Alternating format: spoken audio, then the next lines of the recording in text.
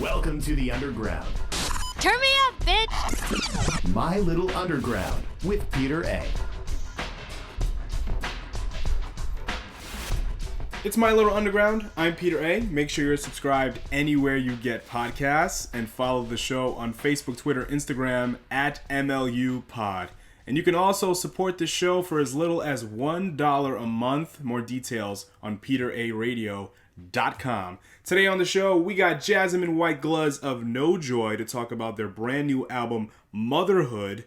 We talked sampling, Jasamine working with her sister Alissa of Arch Enemy for the very first time, and how their sonic clashes work to their benefit. We talked virtual shows and plenty more right here on My Little Underground. Okay, I'm ready. You ready? You ready? Okay. As long as this doesn't break in the middle, I don't. No, yeah, I think we should be good.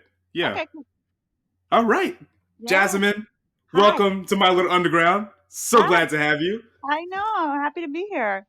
Yeah. So you just did the Virtual Babies All Right show. Yeah. So, the times we're living in, this is kind of ideal for musicians now to do like virtual concerts and stuff like that. So how was the setup and how was the whole show kind of executed? I've done a couple of these now, and every time you learn something a little bit about how you would do it better or like what you would change. It's a little bit tough because Tara, who plays guitar, lives in Ontario, so she's not physically here. So we always have to find ways to like beam her in or like find a way to get her involved. But yeah, it was bittersweet because I kind of wanted to be at Baby's IRL. That's where the last time I had a record release we played, and it was bittersweet because it would have been really fun, and I know the show would have been really amazing. And I was supposed to be at that show. Oh, I know. Yeah. Yep. I was guest listed for that show, and I think I took a nap, and then I was too lazy to get up and go to Brooklyn. So I was like, whatever. I'll see No Joy the next time, I think about during the pandemic, I have thought about all the times I have done exactly that, where I've just been like, I'm too lazy to walk down the street to go to the show. I'll go another time, and how much I just would do anything to be able to go now. But all those times I took for granted, just being like, I'm too tired. But when shows, go ahead. Yeah, but it was super fun. It was really super fun. We recorded it inside a venue in Montreal called the Ritz PDB, and it's a local venue that I love. But it was really also kind of bittersweet because it was closed. It's been closed, and no one's been in there since March. But so when we went in, like the posters for all the shows that were supposed to happen in like April and May were still up, and it was just kind of sad because you're like, oh God, every single show was canceled. Every single thing on this wall was canceled. All these people didn't get to go out and do their tour. All these people lost their jobs. So it was a little sad as well from that perspective. But it was kind of fun to be back in a venue playing a show. From like a music fan perspective, like what are your thoughts on virtual shows in general? Have you seen any? Yeah, I've seen a bunch. I've seen a bunch of different kinds of shows, even just listening sessions, Q&As. I think people are getting it's an interesting time because it's the time where people were figuring it out. So there's so much experimentation, and none of them have like worked perfectly yet. Everything is still like a work in progress. So there's the Minecraft shows, and then there's like a streaming on YouTube, and then there's Instagram Live, and there's all these different ways, and people are really just trying to figure out what they can do best. So I think it's pretty exciting because there's no formula yet. Everybody's just winging it. Yeah, I think that's just like the story of the last like 4 or 5 months for creative people, just kind of figuring things out. Yeah. So correct me if I'm wrong, No Joy as a band doesn't exist anymore, and it's kind of just your project now. Is that true? Yeah, in a way. I mean, the band that had been the band up until 2015 sort of dissolved after More Faithful, and then A few members like worked on some EPs with me. Garland Hastings, who played drums, he was on some of the EPs with me. But for the most part, I took the reins as songwriter and main member since 2015. And then now have a different group of people that play with me, but I get, like, I don't like saying it's not like a solo project because I'm never just a solo person on stage. There's always a band playing with me, but it's become a different sort of machine or like monster than it was before. So the current monster of No Joy, what are certain things that you hope to accomplish in the future, next couple of years or so? I think part of the reason for like changing the formula that we were using was I got really bored of playing as just like a 4-piece rock band or just like a regular rock band setup. I had kind of run my course with that, and I wanted to experiment more with triggering samples, with like using loops on stage, using more backups, like vocal backups. So that allowed me to play more material that isn't necessarily like the rock songs that we have, even older ones like Lunar Phobia. I'm able to play it now. Um, so that just makes it more exciting and interesting for me to be able to customize the show depending on what kind of show it is. We can make it like a 20-piece rock band on stage, or we can make it a one-person solo show, or it can be me with an orchestra. Like, it's way more malleable now, and that is more exciting and more interesting for me as somebody that has to play this, or previously on tour would have to play the same song every night. It just makes it a little more interesting. So as long as you've been a part of this project, what are some of the things that you kind of hope to accomplish that you didn't really get to do as the ideal 4-piece rock band, as you stated? I think it's just like different. They were different things, and I think that like I had the most fun and put out the best records I personally thought we could do in that sort of setup. And other people too. Life comes into play, and sometimes people don't want to tour for the rest of their lives. People want to do other things, and for me, it was still something that I wanted to do full time, and that wasn't the case with some of the other members as well. So, um, I didn't want to. I wanted things to not be limited to how they would be performed. So when I'm recording a song, I didn't want to go in there being like, "Ooh, how are we going to do this live?" Because honestly, like, that would this whole new record, it would be impossible. But like, just to experiment as much as possible and not really be thinking about, I don't know, like how it would be, how to. I don't know how to explain it, but it would just be that everything had to be broken down into like guitar, bass, drums. And now it can be a bunch of other things. And so I'm hoping to just continue to expand that and try different things and try playing different instruments. And yeah. So you're not over touring all over the world, going to Europe, and you're still kind of hungry in that regard. You still want to see the world again, even though you've probably done it already. Is that fair Oh to say? yeah. Yeah, I love touring. I mean, it's this funny thing where it's like in the moment can be the worst thing, but simultaneously the best thing. Um, and I think that it's crucial to me as a performer and learning. And I think a lot of this record came to be, or this new record came to be, because of a tour that we did. I was off cycle, like I wasn't doing anything, but we ended up doing like 2 months North America and Europe with Quicksand. And on that tour, it was the first tour I did with Tara. It was the first tour that I had my sound engineer, Madeline Campbell. I had already started thinking about the full length record, but I wasn't really sure. And that tour, playing those rooms with Quicksand and that band, just giving me confidence as well in being a performer, like really kind of fueled my creative confidence to like push it and be like, yes, I definitely want to keep doing this. I definitely want to keep touring. Um, so yeah, I mean, especially now when you can't do it, it's always that way. When it's like when you're not allowed to do something, you're like, hey, I love doing that. I want to do that now. So I definitely miss touring. I definitely miss it's a really crazy feeling that like I would be in New York or LA several times a year for touring or otherwise, and like our borders are closed, and they've been closed since March. And the fact that I haven't been to New York since March is such a weird feeling.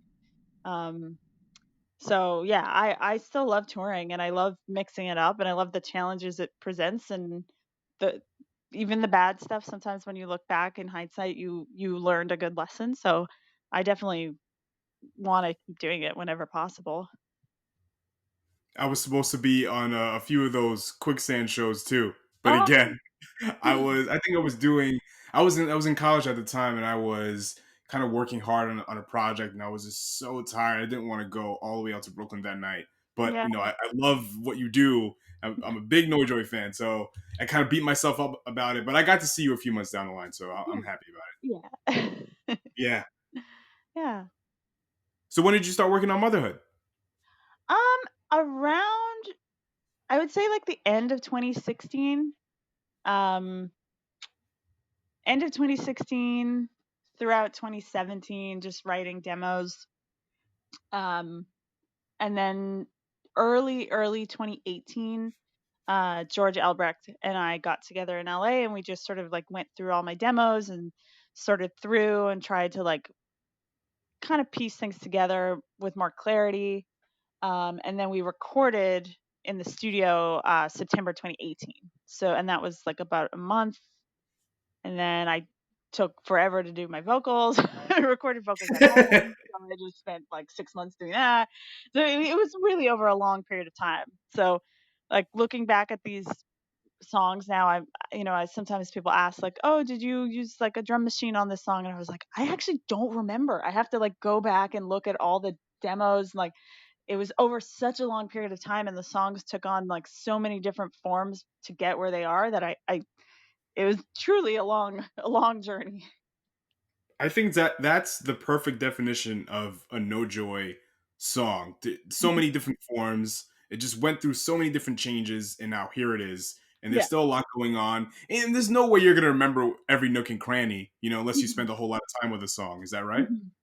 Yeah, I mean, even when I've spent like so much time with these songs, but I think in with these songs there was so much going on, and a lot was impulsive decisions, like let's just I want to play the vibraphone. I don't know how, but like I'm just going to try it. Okay. And then there's like lots of vibes on the record, but only when you listen carefully, and like I don't remember exactly what I was playing, but I know I did it. And so there's lots of that there. But for the most part I can kind of remember how and when I wrote them. But they definitely transformed like multiple times over. So talk to me about some of the eclectic instruments that you use for Motherhood. You had some banjos in there and even a makeshift recorder. Yeah. We had like a very oh my god. Can you hear me getting messages on my phone? I hope not. Yeah, I heard the buzzes, but it's cool. It's Oh fine. god. Okay, I'm turning it off. However, I had a BlackBerry up until like a year ago. I'm very not tech savvy. But with the gear in the studio, this is probably why we had a beautiful studio that we were renting out from the band Braids. They have a really beautiful studio here in Montreal. But we for some reason the studio is gorgeous, has beautiful equipment. We decided to use like actual garbage instead. So like Nice. we had like a there was a drawer full of like drum accessories, and there was like a recorder that like was kind of busted that we called a flute, even though we knew it wasn't a flute. And we're just like, let's play it. But like nobody knows how, none of us knew how to play the recorder. It's like we're just winging it. Like it sounded actually terrible. Um, and then we recorded. We had a lot of banjo. That I will say, Tara also plays in a country band called Nice Horse, and Nice so she source. Oh, I'm writing that down. yeah, they're amazing. And she's quite a skilled banjo player. And of course she's also like the best guitar player I've ever seen. So she played mandolin and banjo and guitar. So we did have quite a lot of banjo, and we oh my gosh, what else did we have? We had like lots of scrap metal. There was an art studio next door, so we had scrap metal that we just like banged stuff on, like threw keys in a bowl. threw stuff at a wall. um, we squished bananas. We made coffee. Uh, what else did we do? Just like really things that I don't know. We were trying to make sounds that couldn't easily be traced back to like, oh, that's that plugin with that, download. We wanted to really make original sounds, so sometimes we did them in kind of stupid ways though. Do you have a lot of gearhead fans that would point out certain plugins that you use? I would think so. I'm kind of like that. If I hear something and I'm listening to a record and I'm just like, oh, okay, well, I know what that's from. Not that I look down on it, but I feel a little like I like to be challenged a little bit, being like, how the hell did they do that? So a lot of the sounds that we tried to make were like doubling up piano and banjo, so it sounds like a different instrument, or my voice in piano, so it sounds like something else, or a synth. There was a beautiful Putney synth that was Chris Walla, who was from Death Cab and has produced so many records, he and Sarah. He was in the studio. He was renting that studio as well, so he was helping engineer, and he had a beautiful Putney synth that belonged to Bjork previously. And so he was like, we're like, okay, we'll try and make some sounds, but we actually like plugged in. I have a really crappy, broken keytar from the late '80s, so we like plugged the keytar into the Putney, and it just like it made sounds that like weren't necessarily very good, but we're like, hell yeah, this is weird. So we did a lot of stuff like that where we were just like experimenting and not necessarily going for like the best tone, which is something I probably would have normally done. A lot of the guitar parts were off of like a pod guitar pedal that has like the presets, and the presets were like really lame, but they worked. So yeah, I was just trying to. A lot of the times we were making decisions that were like lol, but then we kept them. You did a lot of sampling on this album, as you've explained, and even some creative methods. So, what are some things that you've discovered and learned about yourself as an artist, or just in general about production, or anything that you did from sampling? I would say, it's something I learned a lot from George, from working with George and writing with George, because sampling my vocals was something I was always really interested in. But a lot of it happened because when we do vocal takes, like I'll record 10 takes of the same word over and over and over again until I get it right, and like 10 more takes of the next word, and then piece it together. So I learned a lot about like chopping and editing just through trying to make things sound perfect. And then it was really interesting to then go and try and make things sound not perfect and like chop them together or pitch them up slightly out of tune or pitch them down. So it's been really fun. I think trying to get my voice to be something that's used like an instrument, or not like distinguishably me, or sounds like something else, has been really fun. So yeah. Or would you ever be open to sampling another song, or do you just want to avoid that the legalities and all that stuff? I would totally be up for it. Yeah, I think like I was just, I was just listening to Crazy Town Butterfly yesterday, and Oh, great song. that song has a Red Hot Chili Pepper sample in it, the guitar part. Yeah. Didn't And like Flea produce it, or write a little bit for it, or that? Of oh, I don't know. maybe. I don't Yeah. know. He might have. He might have. That would explain it. But I remember listening to the song and being like, "That's a great like."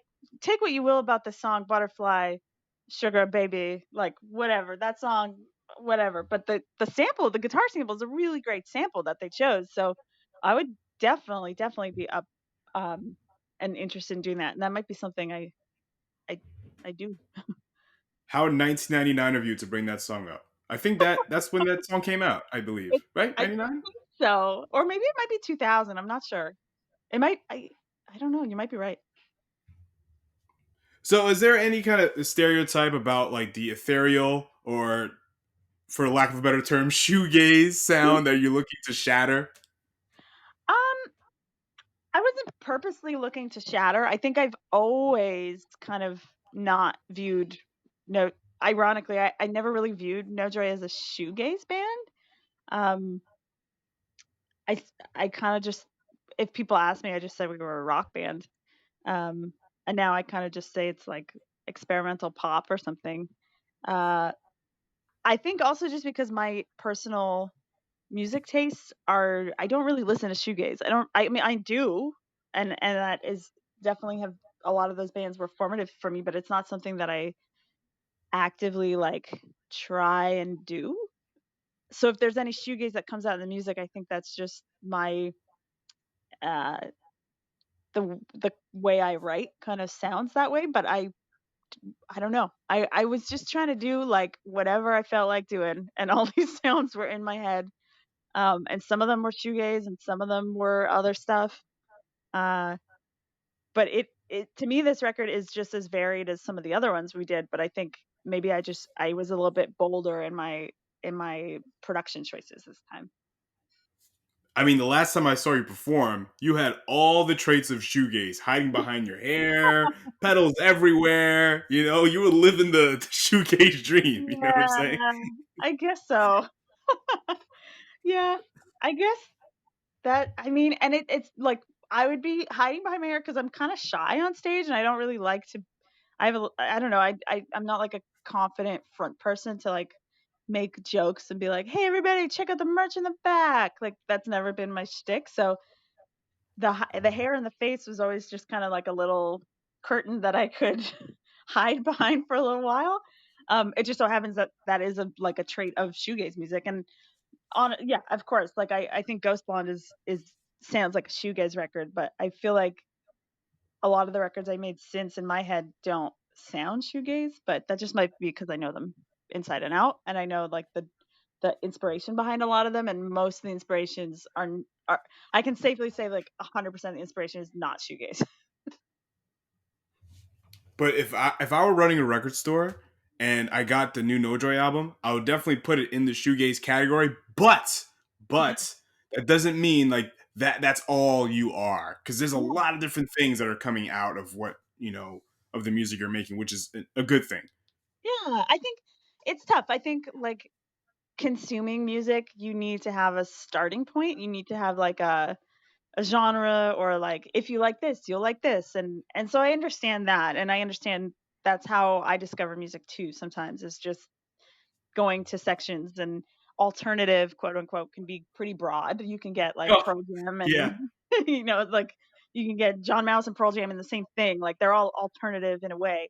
Um, so I get that there needs to be labels on stuff, but I think like I feel like there's some tropes that fall into shoegaze, and there's some things that you have to do to like be a shoegaze band. And I've just been trying to like, I don't know, those aren't things that You did a couple of them. You did a couple of them.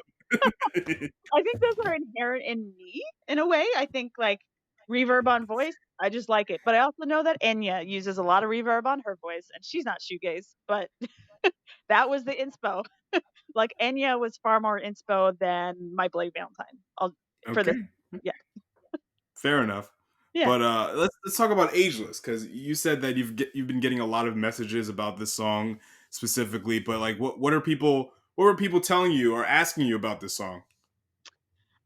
A lot of questions are like that. It's like pretty 80s sounding, pretty new wave. Is that like a direction I would go in? Um, there's like a kind of like a vocoder effect on my voice. I got some questions about that because it's sort of a style of vocals I haven't done before. Um, and yeah, I think it's the shortest song on the record, so it kind of comes off the most whiplashy because there's so many things going on. Where it like starts and then it's over and then there's a piano and you're like, what just happened? Um, so I've been getting a lot of questions, just kind of asking like, how the hell where is this, where did this come from? And my answer is always just like, I really don't know. Like it came out of my head and it made sense to me. I don't know if it makes sense to anybody else, but it makes perfect sense to me. I think this is the No Joy house record. Like, I see a lot of like DJ club mixes of Yeah. this song in the near future. It's Yeah. like you wanted to dance. You just wanted to dance. That's all. Nothing wrong with that. I really liked this sort of era of like, like there. I feel like rave culture and shoegaze culture are actually so close together, and we don't always notice that. But like even something like Manchester and the Happy Mondays and um like some stuff like that, like a band like Boards of Canada, which is not rave but is like trip hop, but like it's kind of shoegaze. Like it's kind of, if shoegaze to me is an exploration of like sonics and loud and quiet and sounds, like there's a lot more overlap than I think we or I and people have noticed. And so I was reading a lot of this old magazine called The Face that I had a subscription to when I was in high school. And it was really like, it would have concert listings in the back and rave listings, and they would feature musicians and designers. And it was just always a combo of like, like Primal Scream and then Orbital and then like Chemical Brothers and Prodigy, but then like Oasis. And it was just such a crazy combo that like, but it all made sense under the same time period where like you could listen to rock music, but you could also go to the rave, and like you could do both, and maybe both happened at the same time. And there was rock remixes of rave songs, and there was rave songs that were rock songs that were played at the rave. Um, so there was just like an interesting time where like music was just like, what, we're gonna try it all. um, and I do think like Screamadelica is one example of a record that is like symbolizes that a lot, where Primal Scream before and after are kind of like a shoegaze dream pop rock band. But that record's like a dub record.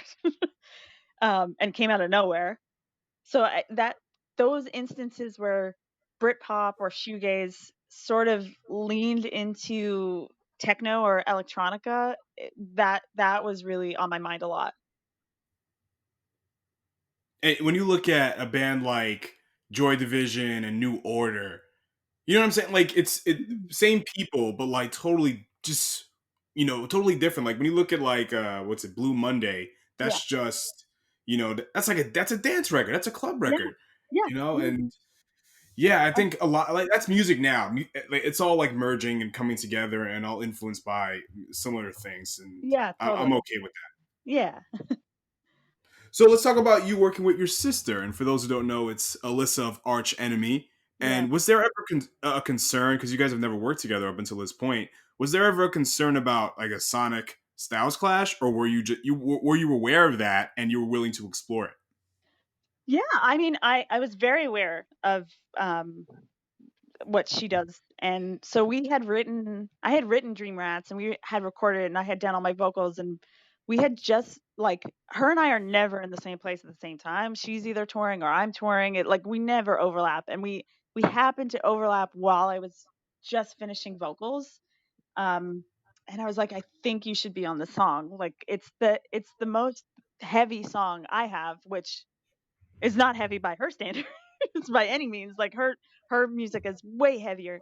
But I thought that like given the subject matter of the record, and I always am a sucker for contrast. So if something seems like it shouldn't go together, like I like to see it go together. And I thought that having sort of like dream poppy vocals with her screams and like really pretty uh guitar with like the heavy guitar. I thought just the contrast was really intriguing for me. And she was down, so she like wrote her parts, and she's such a pro that it was like a one take thing for her. And obviously for me, like I said, it took me like 6 months to record all my vocals because I just took so long and couldn't get it. But she got it, like she got her parts done right away, and she comes up with such interesting uh, ideas, especially because it's so outside of her regular comfort zone, this kind of music. So she had such unique ideas that, yeah, I was thrilled to work with her on it.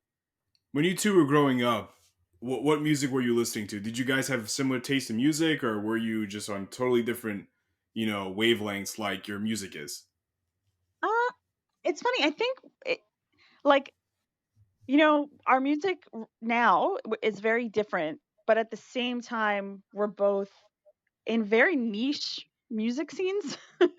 It's not like she's, like a classical piano player and I'm like, I don't know, like a polka player or something. Like we're different, but like still similar enough because there often is some overlap.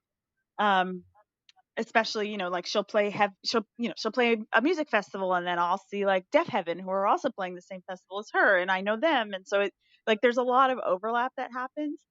But in our house, like our house is very musical. My mom has exceptional music taste. So we were, we grew up listening to Bowie and Tom Petty. And I think once we got a little older, I'm the older sister. So I had a lot of Screamo records that I think I passed on to her, which may have been like a good gateway for her into metal. Um, but I think respectively, both of us found our music taste by going to shows and by meeting people, and just like being part of a music community. I think that's how we both like found our footing. Now, this means you have to work together again in the future, and you have to tour together. It just makes Oh, I sense. know. Well, I You like can't go back now. for years it was like we should play a show where you play all my songs and I play all your songs. And she's obviously like cool, but then I'm like I can't play their songs. Like Arch Enemy are like incredible musicians. Like I cannot play as well as Michael. I can't even. I'm not even gonna pretend. Um, so that idea we always joke about it, but like I would have to take some guitar lessons if I wanted to even try. Or you guys pick your like a band that you both like, and you just cover the Oh songs, yeah, and that will be both of the sets. that's pretty good idea actually. Go ahead, run with it. Yeah, that's okay. I'll credit you if we do it because that is a good Yay! idea. Perfect. So let's talk about probably. I think you've said this is probably one of your favorite songs on the album, but that may have changed since the album came out. Four, Yeah. and the video for Four follows the visual artist Ashley Diabo, who is a native Mohawk. So how did you get connected with her? Yeah, Ashley's an amazing artist here in Montreal.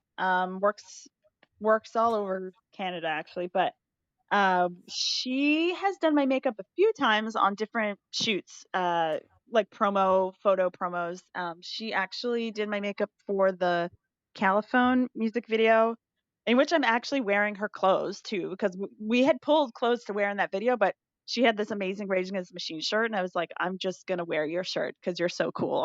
I'm gonna wear your clothes instead of the stuff we have here. Um, and like for that song, I had planned a different video that didn't seem to work out and I wasn't really sure what we were going to do. And my friend and also the art director who was helping me throughout the entire Motherhood project, Jody Hertz, she said, you know what, why don't we just go to Ashley's house? And I was like, you know what, Ashley's so cool and she's just one of those people that you think like is such a incredible artist and person and you just like want to listen to them talk and you're just like I don't know how you're so original. And her makeup is like she comes up with that all herself. Yeah, it was just something where like both of us have been huge fans of hers and her career like since she started, so it just seemed like a fun idea. We just went to her house and like played in the pool and played with her dog and her cat and filmed it and yeah, and then that was the video. Tell me about some of the organizations that you kind of shouted out on your platform: Canadian Roots Exchange, Native Women's Association of Canada, and Truth North Aid. Yeah. Yeah, these were all organizations. I asked Ashley to pick whatever money we were going to put towards videos. We just decided to donate towards organizations that Ashley supported and liked.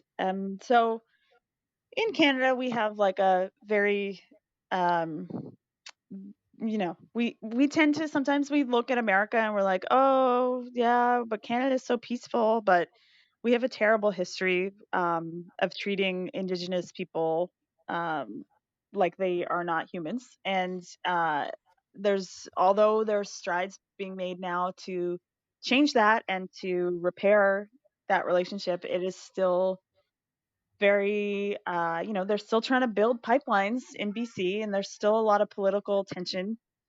So it is something that I wanted to make sure that I supported. by spotlighting Ashley, who's an Indigenous artist, but also just her community. We shot on Kanawake, which is Indigenous territory, and I wanted to make sure that the money went back to the people that and the Mohawk community that she's a part of. I don't know if you ever heard of the show United Shades of America with W. Kamau Bell. Mm-hmm. So that show, they did an episode of everything you just talked about, how Right. their history of treating natives, and at the same time exploring the idea that Canada is like, when America is like, shit is so fucked up here, we're going to Canada. Oh, if Trump wins again, we'll go to Canada. So kind of exploring the two sides of Yeah. Canada. It's very, very interesting. I don't if you haven't seen it, I would definitely check it out. It's Yeah. fantastic. Yeah. There's a lot. There's a lot of history there, and it's hard to learn about it because as a Canadian, you definitely feel like I definitely feel very ashamed being like, responsible for this. And it's something that we just like kind of kept quiet and tried not to make a big deal. Don't let anybody know. And it's definitely, I'm happy to see that it's picking up with momentum through social media and different organizations. There's definitely more support that's happening, and I think it's like going to be a very long process in this country, but I'm happy to see it starting anyway.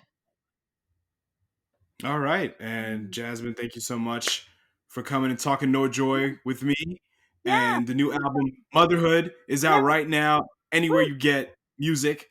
And so this is your time. Plug away. Let me know. Let everybody know what you got going on and where people can follow you. Oh yeah. Okay. Well, I'm on Twitter. I think it's NoJoy. I don't remember. At NoJoy, probably. I don't know. Google it. I'm not really sure. And then Instagram NoJoy68 JK69. Great Uh, handle. thank you. NoJoy Music on Facebook. You can listen on Spotify, Apple Music, Pandora. I don't know, YouTube Music. I think it's everywhere. Bandcamp for sure. And yeah, we'll probably be playing like more of these live stream things throughout the fall, just popping up here and there. And then there's some big surprises that maybe we'll announce later this year, but some very cool follow-ups to this record that will be coming out. Yes. Very, Yeah, very excited. Thank you yeah. so much, Jasmine. Thank you Appreciate so you. much. Okay. Bye.